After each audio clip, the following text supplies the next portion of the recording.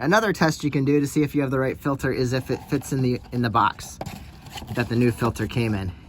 So let's see, you don't want it to leak everywhere, so I usually flip them upside down and drop them in the box. Oh yeah, it's perfect. It's the right filter. Just kidding, guys, just kidding. That's not a great way to test it, but you know. Today we got to give old Dirty Max, our 99 Maxima, 99 Nissan Maxima, an oil change. So first thing you want to do, let her warm up a little bit, start the engine so that you get all that cooking in there so it comes out easier and faster, and get her up on the ramp. So gonna start her up, let her run for a little bit, and get her up on the ramps.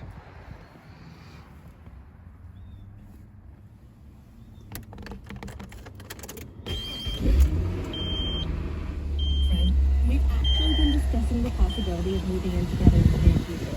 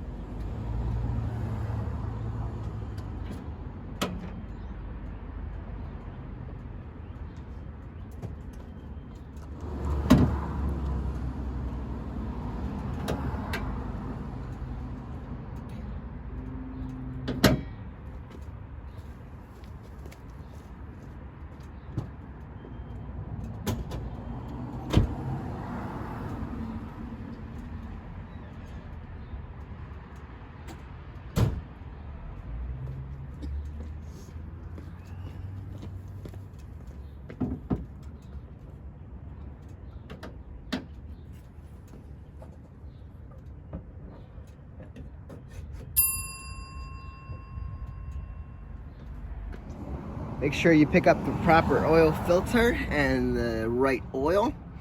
We do use full synthetic because that's pretty much what you can buy now. This lasts about 5,000 miles.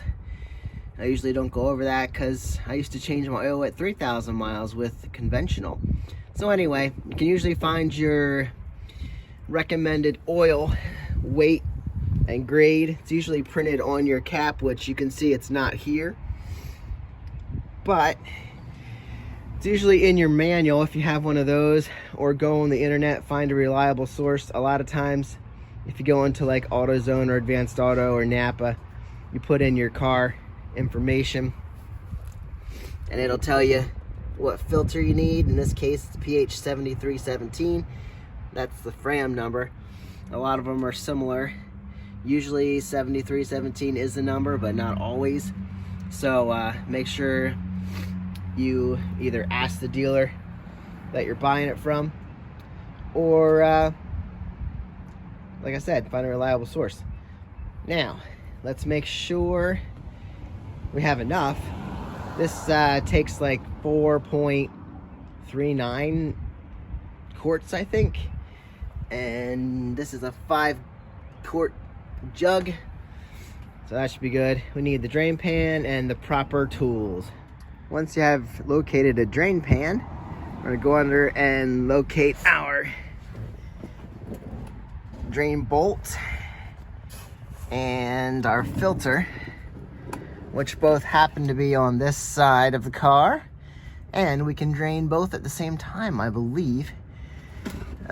She is a 99 Maxima, so please ignore any leaks and drips. It happens. So this just happens to be a 14mm socket. So I'm gonna go ahead and drain that out. Make sure you put your pan a bit far away from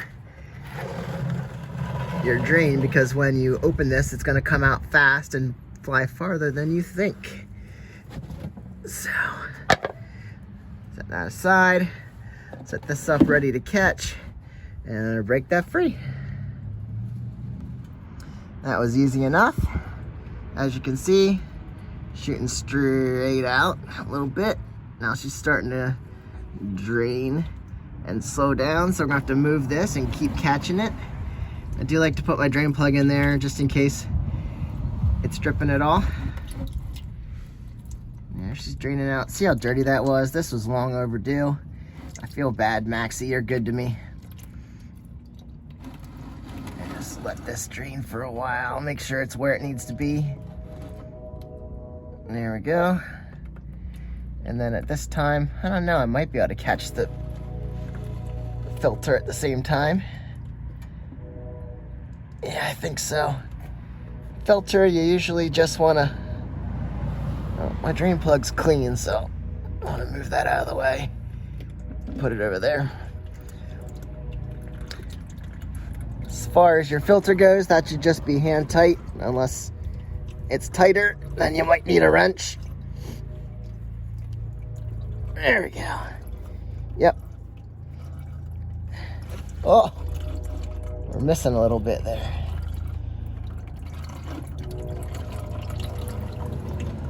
You can go as far as to pull that off if you want, or just loosen it and let it drain. The wind's catching it. All right, I'm gonna let this drain and get back with you. All right, so we're pretty much done dripping here. Pretty much. I mean, if you wanted to do a full oil change, there's probably still some left in there because that's not the bottom. Unfortunately, this is how we got to do it. But most of it's clean. So we're gonna wipe down the surface up around the filter. We don't want that dirty. We're gonna wipe that down with a clean rag. Wipe this up. Put our nut back in. Tighten that down. And let me show you. Actually, let's just verify this is the same filter I bought. Fram. Ugh, can't even see it. Can't even see the number. I don't even know where it's listed. Where's it listed? Oh, there we go. Road grime. That's been on there too long. That's how you know it's been on there too long. I think it's down here. There we go. There, we're finding it. pH. I think.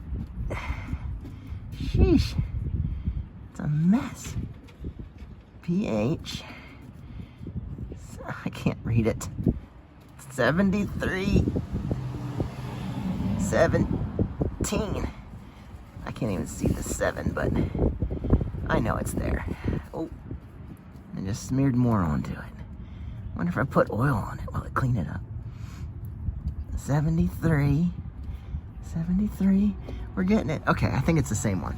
So anyway, when you pull out your new filter, like here, you want to take some new oil and put it on the gasket. See this black gasket right around here? You just want to stick your finger in the oil, in the new oil, and smear a little bit on there so it seals and seats perfectly when you put it on. All right, so I'm gonna clean up my surfaces, put my drain bolt back in. Make sure you do that because when you dump oil from the top, you're gonna make a mess if that's not closed, and that's not closed. All right, another thing I will say while I'm in here, make sure that rubber gasket seal from the filter came off with the filter and isn't still sitting there, because you can't double up on that, it'll leak. And I've never had it stay on there, but I'm sure it happens because people have mentioned that. So make sure your gasket is still sitting in your filter. See, ours is there. Disgusting. And the other thing is, you can replace your crush washer. This one looks pretty crushed. I've never ever replaced one of these, but I think for some of you might want to do it, especially if you notice an oil drip leak coming from your drain plug. So, like I said, I've never done it, but I see how you might have to do it eventually, because this one's pretty crushed.